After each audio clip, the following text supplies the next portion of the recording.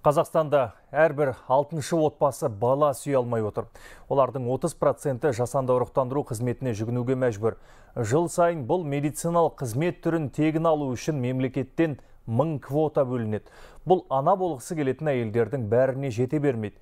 Президенттің биылғы жолдауында жасанды ұрықтандыруға квотаны 7 есе арттыруға пәрмен бергені талай отбасының үмітін оятты. Перизат Мешітбаева 10 жылдан бері бала көтере алмай келеді. Осыған дейінгі ем нәтиже бермеген соң, ол жасанды ұрықтандыру жасатуға бел буыпты. Алайда ақылы қызметтің құны қымбат, ал тегін жасату үшін квотаны 4 жыл күткен. Кезек көп ол жақта өте.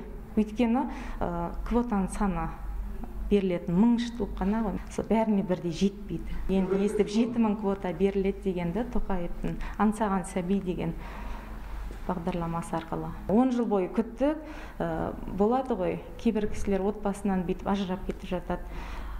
Соған мүмкіндік бермей осындай клиникалардың арқасында үмітіміз өте зор.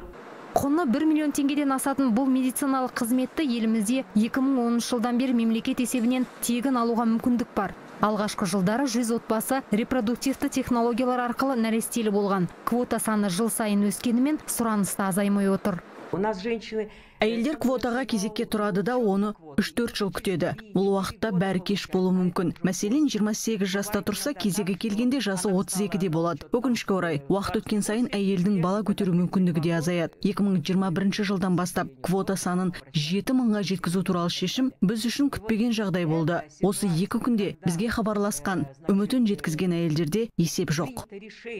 Аңсаған сәби бағдарламасы нәресте сүюді армандаған көптеген отбасының үмітін оятқаны анық. Енді медициналық жолмен балалы болу үшін 3-4 жыл күтудің қажеті жоқ дейді мамандар. Квотаға 1 жылда қол жеткізуге болады, ал сапалы қызмет көрсетуге медицинаның әлеуеті жеткілікті. Ерлер бедеулігінде микротез операциясы жасалады бізде ғана.